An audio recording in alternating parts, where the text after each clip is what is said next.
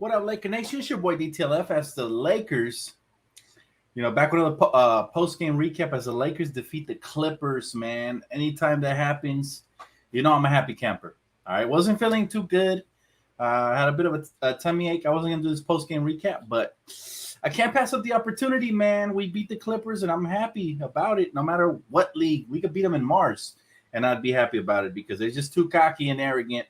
And you could even hear Stinker Daryl down by the court just yelling, just annoying the whole crowd. I'm sure he was escorted out of the building after being a nuisance. But you gotta love the way that the Lakers came out and they battled back. They were down.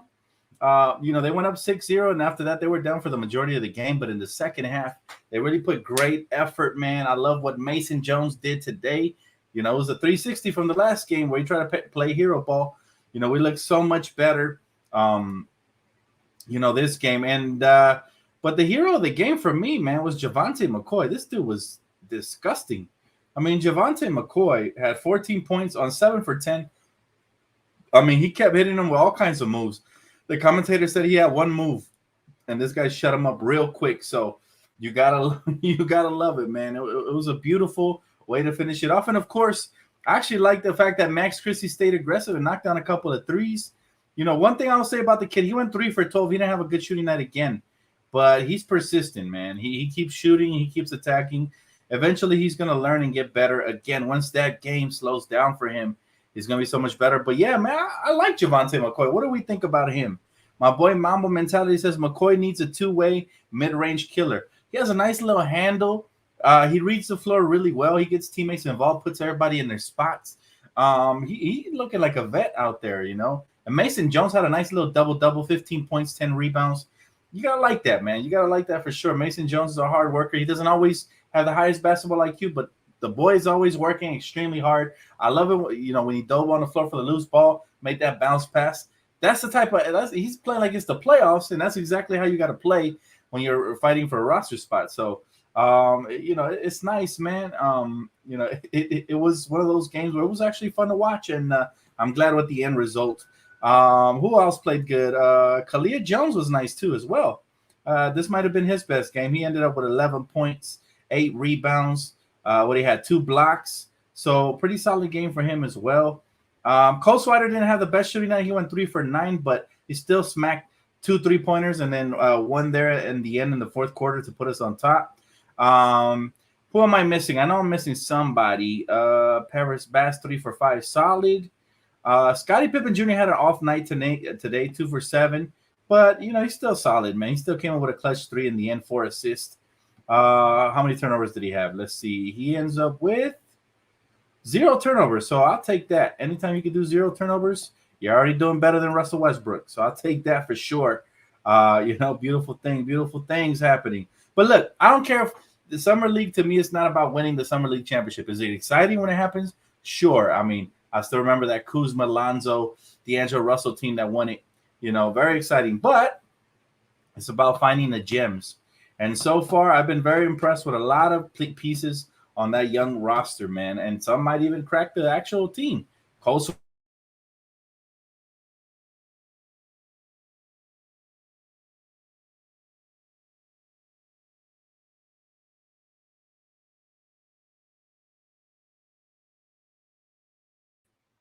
I'm right here, guys. My bad.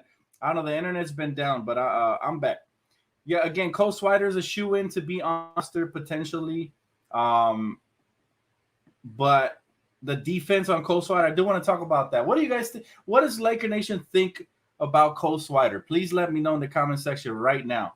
Because in my opinion, he needs a lot of work to do, man. He's getting cooked by guys like what was his name? Brandon Boston. He's getting cooked by the 99-cent version of Paul George. Like, he's getting cooked by the penny saver version of Paul George. This guy was getting all the calls. This Brandon Boston scrub, man. And by the way, talking about scrubs, they got a player named Jay Scrub. You can't make this shit up, man. Of course he's a Clipper. They got a scrub named Jay Scrub. And, they were getting all the calls and stuff, but I'm glad we pulled out on top. But, again, what do you guys think, man, about Cole Swider's defense? I think sometimes he's very stiff defensively. He doesn't jump. I mean, can he jump over a magazine? I want to see this man jump a little bit on defense, contest something. I don't care if he gets fouled. I want to see him put some fear in the opponents because they be going at him like he's not there, like he's a scarecrow. They're just walking right past him. So that's what I want to see from your boy, Cole Swider, man. Just try a little bit more on defense. We know offensively you can catch and shoot. Every time he puts the ball on the floor, though, he's in trouble. He looks for somebody to come and bail him out and take the ball out of his hands whenever they front him, right? And they basically take away his space. So that's going to be all over the scouting report, especially at the next level. So he has to find different ways to create space and move without the basketball to get open. I think that's going to be the next level for him. But, man, I can't believe how bad his defense is. He needs to work on that. I love Cole Swider's shooting abilities. That's going to come in handy. But if he wants a lot of minutes, please, por favor, the boy got to get in the gym, man. He got to get in the gym. He said Kyrie not getting traded. We don't know that for sure, Tony. Every day is a different report. Take it with a grain of salt, my friend. Don't lose any sleep over this stuff, man. Tomorrow we get a different report. The day after, a different report. We won't know until it's official. Now, if the Lakers move on from Kyrie, then I'll believe it. But for now, we still haven't made any moves, so it still gives me hope. He said they got a player named Scrub. Yes, Jay Scrub, bro. That shit crazy, bro. He said Clippers are straight trash. No, I'm not going to go trashing their young talent because these guys are young players trying to make the league, and I got nothing but love for young players. But once they make the official Clipper squad, then I'll trash them for sure. For now, it's all fun and jokes. Nobody gets hurt. He said, damn, my brother, you should really look into streaming the streaming game on TikTok.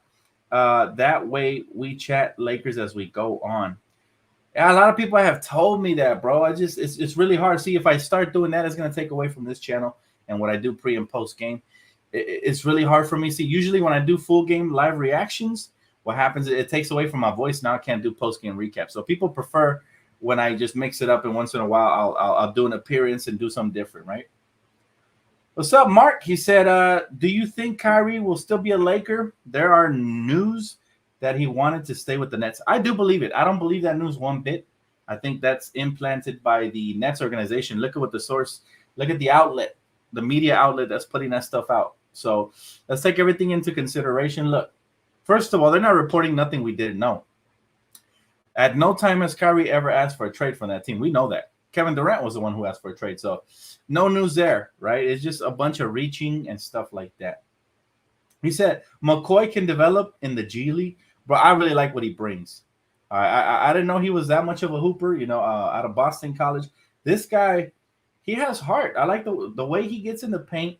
And even when he's contested, the way he was pushing the ball off the glass with the soft touch, his handles are really solid. I mean, did he even have a turnover? Let's go look. I don't even think he had a turnover. I was really taking care of the basketball really well. And if he did, it might have been an accidental one. But okay, I guess he had 2 turnovers. But you can't tell the way he handles the rock. I mean, he was plus 17. He was really killing it. Him and Mason Jones did great tonight. They were the standouts. Everybody else turned into a role player for the night. But, they controlled the tempo and all that stuff. And it's nice to see a player come off the bench and have that much of an impact. I want to see more of it. But, I definitely think he should get an invite to training camp. You could bring, I think, 19 into training camp. So we got about 2 more open roster spots. And then you make your cuts from there. You invite a couple players from there to the South Bay Laker team. And you continue to develop these young players. He said, Daryl's annoying as hell, bro. He started cheering, let's go Clippers, and the fans booed the crap out of him, as they should. Clipper Daryl, he is one of these rabid, crazy fans. I'm not even sure. Honestly, I don't listen to his podcast, so I don't want to judge him. But the times that he has showed up to Staples Center, he said some outlandish, crazy shit, man. And so it makes me wonder if he's just a troll or if he's really a Clipper fan. Sometimes I think he just wants the attention. That's just how I feel about it, and that's not I'd be embarrassed. God forbid me ever being a Clipper fan, but hypothetically speaking, in a different universe, if I was a Clipper fan, I'd be embarrassed of Clipper Darryl. Like, his passion is overshadowed by his obnoxiousness, and that's not. I'm not saying that to hate, because I love passionate fan bases, but this dude, he just crosses the line. He says the craziest shit. all the time. Like it's just, I don't know. You can't take a man serious if he says crazy stuff. I get being a fan and sometimes even getting lost in your fan ways, but we're talking about this guy does not have the off button. Like he never has a volume you could turn down. He's always out of control, man. Is it Kyrie never requested a trade? Exactly. That's a non-story right there. Dan, I would love to see Kyrie and LeBron win another ring together, especially in LA. Me too, Evan. Trust me, more than anything, man. More than anything, that would be insane, and Los Angeles would embrace him with open arms. And I think he vice versa. I think we're match made in heaven. You know, this is the number one platform for superstars, and Kyrie is that. The people have just forgotten because they watch a lot of ESPN, and ESPN loves to slander him. But in reality, there's layers to this guy, man. He is special, and when you set him off, when you set him up in the right platform, he takes off like a jet. So I can't wait to see. Hopefully it does happen. My gut says it will happen before training camp. Hopefully it does. If I'm wrong, then so be it. But, I really want Kyrie in a Laker uniform. But you know what? At this point, whoever the Lakers go into the season with, I'm excited for it because we already got better than last year. But we still need to address shooting. So that's my biggest thing right now. We make a trade for shooting or something like that, then I will feel a lot more confident. But I feel good about where we're at right now. Now I want to feel great. Give me Kyrie, I'll feel amazing. He said he's a paid flipper fan. It certainly feels that way. It doesn't feel organic and natural. Like you can see when somebody's really passionate about their team, but they can still have an objective conversation. They can still go back and forth with you and talk real basketball. Trust me, I've talked with plenty of fans that aren't Laker fans, and we've even argued, but it's always respectful and it's always we try to keep it as realistic as possible, the conversation, right? As soon as they start talking some crazy shit, then that's when I shut them off, right? But yeah, look, I don't know Clipper Darrell personally. I've actually heard people tell me that he's a pretty decent guy, so maybe we're misjudging him. But all I'm gonna say is, from my point of view, I don't even want to meet dude, man. I don't even want to meet him. He said, if Brooklyn want to continue holding Kyrie hostage, don't mind Plan B. Hield and Turner to our Lakers. Hell yeah, let's roll. I would be shocked if the Lakers are able to pull off Hield and Turner. That might actually be more beneficial than Kyrie by himself. Just in the sense that we get bigger in the front line and we get shooting. We're addressing two things immediately. So I don't see that as realistic, but that would be a shocker for me. If Rob is able to pull that one, he re-earns his name, the Rob Father. That one or the Kyrie trade. Right now he's Robbie P. Jr. After the trade deadline, he lost his nickname, but get it back, man. Here's your opportunity this offseason.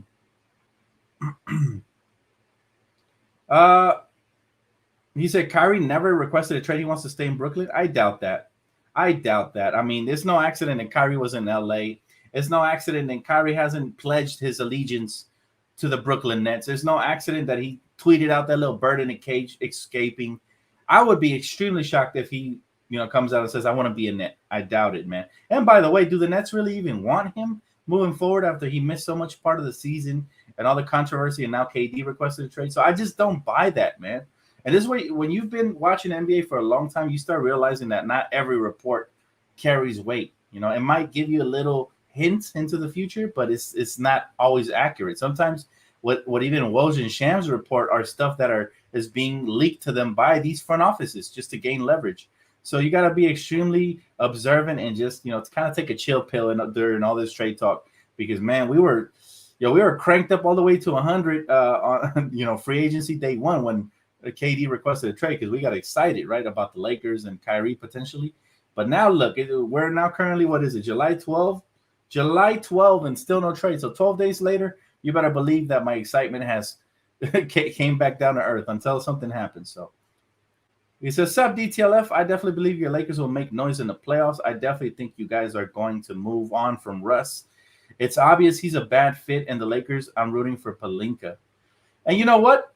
To your point, Nuggets, baby, the truth of the matter is that Rob Pelinka hasn't really mentioned Russell Westbrook in the plans. The only one that's been talking about him has been Darvin Ham. But of course, Darvin Ham's job is to work with whatever he currently has on the roster, not to look ahead or speculate or whatever, right? So that's what he's doing. He's doing his job. But if you notice every single interview with Rob Pelinka, he hasn't even mentioned Russell Westbrook. It has been brought to my attention. So that's how I found out about that. He said, "Bro, you need to get in contact with Flipper Darrow and do a stream with him when the Lakers play the Flippers. That's actually not a bad idea." I'm not a fan of his, man. I really don't want to. See, the thing about it is, I like fans, and I'm gonna go on somebody's podcast who's actually Phoenix Suns fans. They've been asking me for a while now, and I'll go on their podcasts. They're actually respectful, and I think we can have an objective conversation. They might ask me some questions about why I dislike their team, but I'm gonna keep it real with them. It's gonna happen on Thursday, so stay tuned for that. I will drop the information and everything once it drops. But see, I can have conversation with rival fans as long as they're respectful and smart. I don't want to have to dumb myself down to nobody's level. Just and just he says crazy things like we run LA and stuff like that. I can't. It'll drive me crazy, bro. I'll lose it and I'll insult the shit out of him. I can't do that. I want to be peaceful, calm, and have real basketball conversations with real basketball fans, not gimmicky stuff. You know what I mean? That's how I feel about it. And it's no disrespect to him. I don't like him from afar. I don't know him personally, but I don't really feel like interacting with Flipper Darrow. I don't even like Clipper fans, to be honest with you. Clipper fans follow me on Twitter, and I instantly block them because most of them are trolls. Every single Clipper fan I've ever met has been a troll. So until I meet somebody who changes my perspective about these Clipper fans, I'm going to keep the same energy. And it's not cockiness or disrespectful. It's just me keeping it $150, man. That's how I feel. He said, regardless of what our roster ends up being by the start of the season, I will still support them no matter what. Oh, of course, man. If Russell Westbrook ends up a Laker to start training camp, all we can do is support him because his success is ours, right? As fans, as successful as he is, that's as far as we can go. So, of course, I absolutely agree. Yeah, there you go. Thank you for breaking. Yo, Rain, thank you for breaking it down for me. Couldn't have said it better myself. He said, "There's a fine line between passionate and being delusional." Exactly, man. I just can't do it. He said, "Dan, for the fans that keep asking for Plan B, remember LA is a lot of pressure. Not every player is built for LA. Kyrie is perfect because he's used to the pressure." Oh yeah, for sure. For sure, man.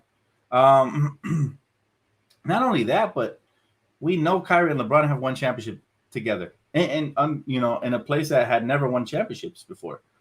And I think the roster we have now, if you add Kyrie to it and you add a shooter like Seth, maybe two shooters, I think this roster is better than that roster was, believe it or not, because we have Anthony Davis. As long as he's healthy, that's better than Kevin Love, LeBron, and Kyrie. So, and Kyrie's still in his prime. LeBron's still playing like he's in his prime. AD is in his prime. So this is the true definition of a super team would be the one if we acquire Kyrie.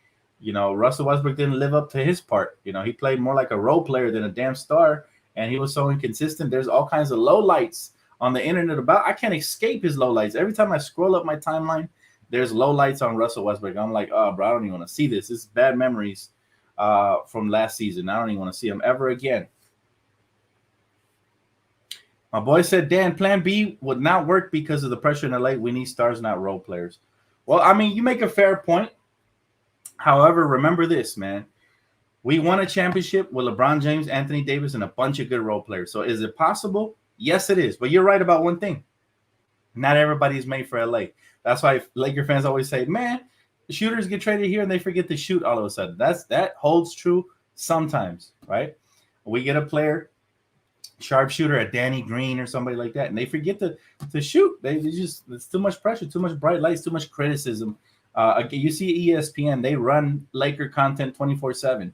There's probably a Laker news story running right now. If you look at your TV, I don't know. They run Laker content 24/7. That's I think Andre Drummond said it best. Is different over there. They expect greatness at all times, and that's exactly what it is, man. He said, I think New York Post article regarding Kyrie staying with the Nets is a leverage play either for Kyrie's brand or the Nets. Facts. You got to take everything with a grain of salt, man. Look, all we got to do is just sit back and wait. If Kyrie is meant to be a Laker, he will be. If he's not, then I wish him the best, and we move on. It was that simple. But my gut tells me, yes, Kyrie will be a Laker. If I'm wrong, I'll take it. I'll take it. I'll say I'm wrong, but yeah, we'll see. Nets won't stop playing games. Just trade him for a fair price. Nobody else is offering anything for him. Facts. Herrera says, I am glad your team kicked the Flippers' ass because I hate them and their ridiculous fans. He said, and this is coming from a longtime Nets fan. Respect, brother. Hey, welcome to the party, bro. Welcome to the party, man. I think I wonder if is there any other fan base that actually has mutual respect for the Clippers? That's a good question. I'll have to ask those Suns fans that want to have me on their podcast soon. So I'll probably ask them what do they think of the Clippers. I'm curious. I agree with you, Dan. You don't see a Clipper fan here saying good game, but you do see trolling if they beat us. Most mad fake. Absolutely. And you know, you're absolutely right. Matter of fact, you just made a great point. If we would have lost tonight, they would have been here trolling and shit and said some crazy stuff like we run LA or something off of a summer league game. Half of them fans probably would have been hanging up a custom made banner, you know, that said, you know, Clippers beat the Lakers in the summer league championship, like some crazy. So it is what it is, man. Hey, if they're happy, you know, they say ignorance is bliss. You're happy, you know, rooting for that, then it's all on you. I'm done trying to get them to save themselves and pick a better team. I'm done. You know, they want to sink with the ship. Go ahead, man. My boy said, Dan, I believe Bron needs to be back to playing point so AD can play better. Remember in the bubble? You know what? At his age, bro, I kind of don't want him to play point at his age. I want him to kind of, you know, play small forward, but in possessions, which means you take a couple possessions off. If we get Kyrie, perfect. He can run the point. And, you know, he can run some of the playmaking. And when LeBron has to take over in the fourth, then that's perfect. But for like 2.5 to 3 quarters, I want to see Kyrie, AD carry some of the load because they're young men compared to LeBron, right? LeBron is ancient in basketball years. And the last thing we want to do is injure our man and you know, break the chain of his healthy career so far. So that's another reason to trade for Kyrie.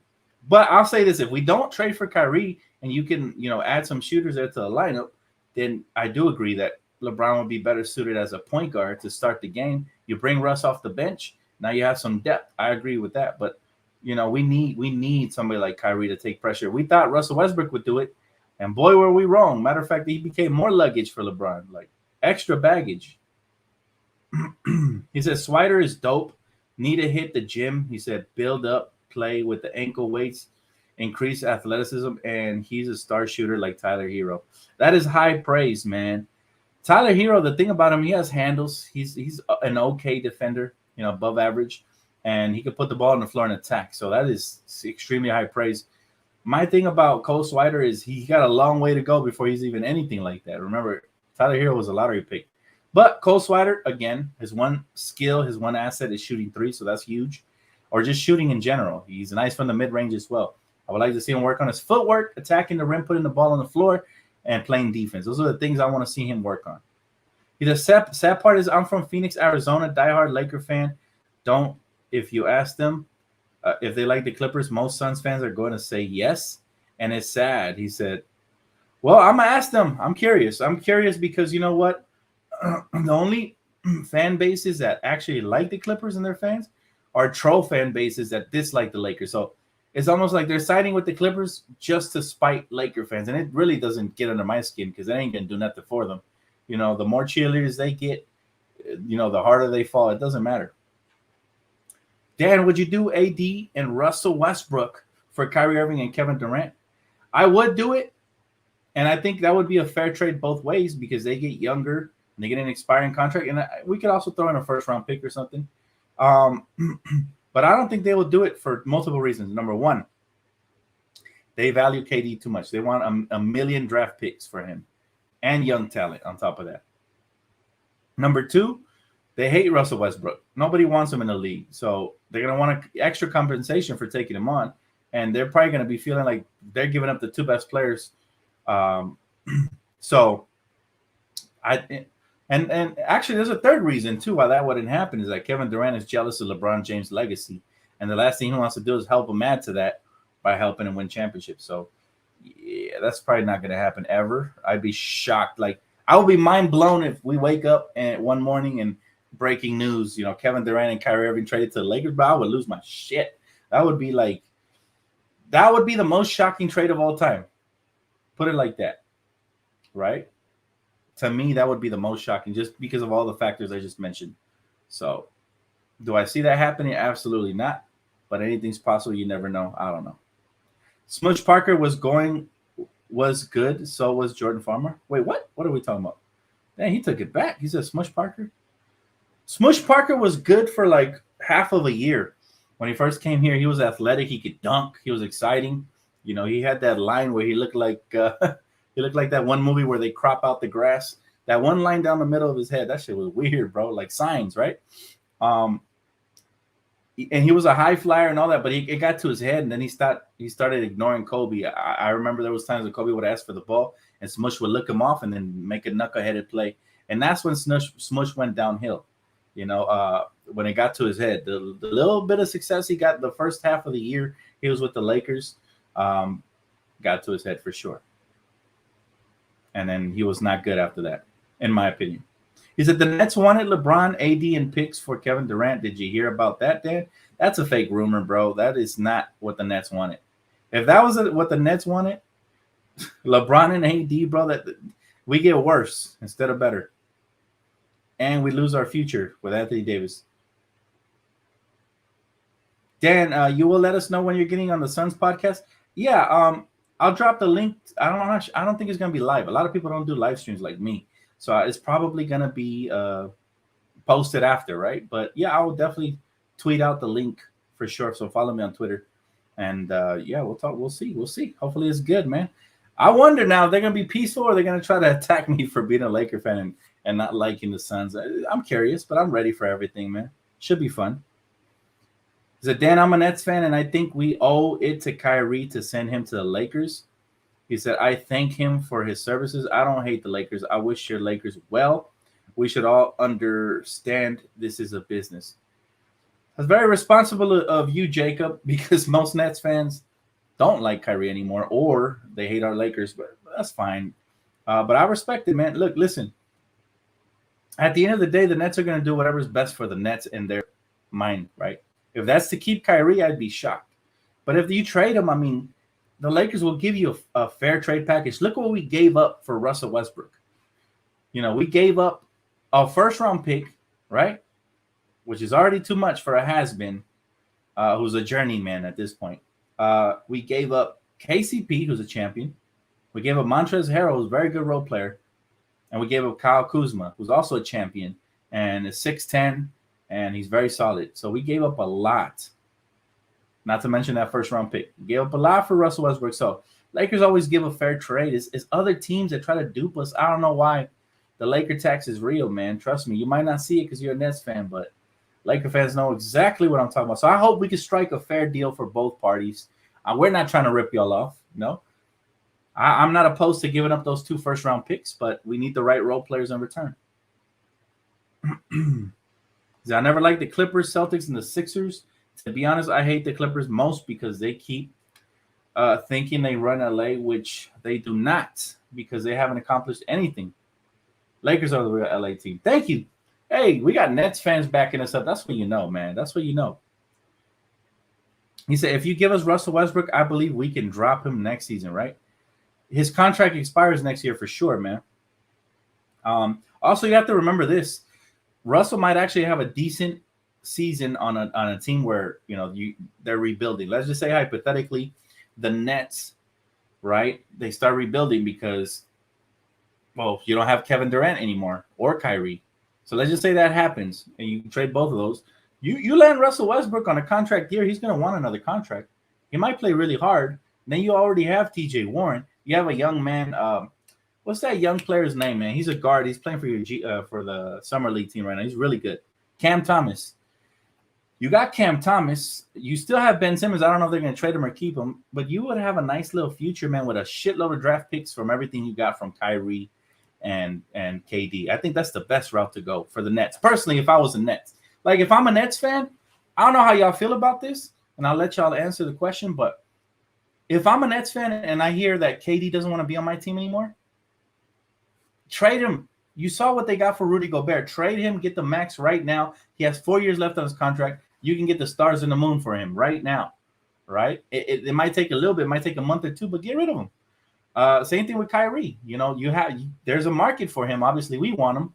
So get rid of them before there's no market. Imagine the season starts up again. There's some new drama between KD and Kyrie, and now you waste another season. Now the trade value tanks even worse, right? So you don't want to do that. You don't want to do that. If, in my opinion, if I was at Nets GM, I'm doing whatever I can, and I got a nice young core to start building through with a shitload of draft picks and assets coming my way. And again, like I said, Russell Westbrook is low risk, low reward type of thing, like mid reward, I guess you can say, because at the end of the day, Russell Westbrook he's in a contract year. That'll probably be his team for 1 year because he'll be the most aggressive player. He'll probably put up 23 and 10. And everybody will say, oh, the Lakers weren't utilizing him right, but you'll still miss the playoffs, so it's going to be irrelevant, right? You'll get that lottery pick, so that's the good news. But, this is going to be one of those Cinderella narrative stories for Russell Westbrook where everybody gets to throw tomatoes at our Lakers, even though we don't deserve it. So I could already foresee it, but it will work out for the Nets if they do the right thing. Now, they do the wrong thing, it could backfire. It could really backfire. A lot of people can lose trade value if you hold on to them too long. So that's all I'm saying about that. He said, a lot of players want to come to Lakers. We have the upper hand, Dan. The only thing I worry about is the NBA vetoing our contracts. They can't do that. They did that because at the time they partially owned what were they? The New Orleans Hornets at the time. That's why they did that. And because, they didn't want us to succeed, but that's fine. But at the end of the day, like I said, you're right about that. We do have the upper hand, especially once we have cap space available, if ever. And that's why we don't worry too much about draft picks. He said, don't agree with trading THT and none and a pick for specialist shooter who can't play D. Well, not everybody's going to be able to play D, Tony. Sometimes you need some guys that can do other things. We got plenty of players that can play defense. We got Stanley Johnson. We got Wenyen Gabriel. We got Anthony Davis. We went out and we signed Juan Toscano. We got plenty of players that can play defense. I'm sure we're not done yet. We got, obviously, Austin Reeves, who's my favorite perimeter defender. LeBron James when he wants to. So everybody can't play defense. On the team, you need to have a little bit of versatility. There might be certain lineups you can run where you have 4 defenders and a shooter or 3 defenders and 2 good shooters. But Seth Curry could actually play D, just to let you know. My boy said, that's a good point. Thanks, Dan. I would trade him for sure. What's the point of holding on to players that don't want to be their superstars? See that we should do right by our superstars. No, Jacob, but here's my thing. This is my point. Don't do right by your superstars. Do right by your team, by your city, by your fans. And I'm pretty sure fans don't want to watch a season, a repeat season like last year. I mean, was it fun for you guys as Net fans? You kind of got your built-up hope when everybody got healthy and the mandate was dropped a little bit with the vaccines and all that. You probably thought you were going to make a deep run, but getting swept must not have been fun. It's the equivalent of not making the playoffs. Because, the thing that my team and your team has in common is that they both started off with a lot high expectations and they ended up winning 0 playoff games. So we have that in common, right? My season wasn't fun. I'm sure yours wasn't either. You might have had little moments just like us, but that's about it. So what you want to do is get maximum value in return. That's what I would do.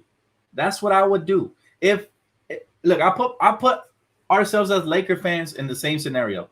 If tomorrow Anthony Davis requested a trade, do you think I want my front office to hold on to him and force him to play another year? No, I don't. He's no Kobe Bryant. The only player we ever did that with was Kobe because there's no way we were going to get equal value in return or anything close when he requested a trade. And we convinced him to stay by getting him another superstar. So if Anthony Davis was to request a trade right now, I'm going to maximize that. Even though I want LeBron to still compete for a title and all that, it ruins the chemistry. And all of a sudden, if you force it, it's not going to work out, especially if last year didn't work out. So, I'm speaking from a fan standpoint, but if I was a general manager, that's the way I would run it. Any more questions, guys? Any more questions? Is that the NBA can't veto anything? The only reason the Chris Paul trade Lakers got vetoed was because David Stern owned the Hornets. Facts, man. And that was just weird to me. That even became like I was irate. If I had a YouTube channel, probably would have went viral from all the curse words. I was cursing like a damn sailor, man.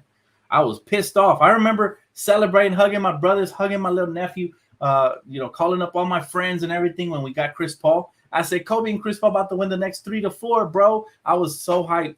And then, at the time I was working. No, I wasn't working. Was I in high school? I was in high school. I was turning on the radio 710 AM 710, and I remember Sparrow Adidas. You guys remember Sparrow Adidas from AM 710? He said that they just vetoed the trade, that the commissioner has stepped in to block the trade, and I could not believe that shit, man. I lost my cool, man. I was like almost punching the dashboard in the car. Like I was so pissed off. I couldn't believe it. Like my hype turned to anger, and God rest his soul. He's gone now, so I'm not gonna slander him. But from that moment on, I knew the commissioner was full of it, and I despised him. And one thing I'll say about this modern commissioner is he started off really good. I'm talking about Adam Silver. He started off really good. I was a fan of his when he came out, everything. But he started to do some things. I'm starting to think he's having a power trip, because the first thing he did that kind of rubbed me the wrong way is he's trying to change up the league way too much. Like now they're trying to add a mid-season tournament. If that happens, I'm gonna have a fit, because the last thing we need is to add more games, or subtract any for that matter. Just leave it as it is, man. The last thing we need is a 4-point line in the NBA. That's gonna ruin everything. Don't do it. NBA shouldn't do it just to help their superstars break records. Don't do it, please. The second thing he did tonight, he said something really hypocritical, man, that rubbed me extremely the wrong way. He said that they don't like players requesting trades, especially when there's 4 years left in their contract. You know what I say to that? I say, then you shouldn't be able to trade players when there's 4 years left on his contract either, right? Why is it got to be one way? It's okay when the owners trade somebody out of the blue, like Blake Griffin after they sign him to the 4-year extension, right? But it's not okay when a player decides he doesn't want to be there anymore because he doesn't like the way the organization's been ran and the direction they're taking. You see what I mean? Like, I'm starting to feel like Adam Silver came in with the right mindset, but eventually the owners got to him and started steering him the wrong way. So I'm starting not to like Adam Silver, but I hope he can change my mind. Don't bring in that mid-season tournament. Playing tournament, that's cool. It doesn't take nothing away from the season, and then it keeps certain teams from tanking, and it adds an extra layer of competitiveness right before the playoffs. But mid-season tournament, that's a bit much. You might as well throw in a 5-point line and a half-court game winner and all this extra bullshit that real NBA fans don't need, because now it's a gimmick. It's going to end up looking like the Space Jam movie where I didn't know what the fuck I was looking at. We don't want that. NBA fans don't want that. Yeah, you got to progress. You got to move the game along, but don't overdo it. That's my opinion on that. That's the only thing, man, I got to say about, the commissioner. I just hope it doesn't, the power trip, I hope it doesn't get to his head like David Stern. David Stern was great for basketball when he first came out. He moved the game along. He did so many great marketing things to make the game of basketball really fun.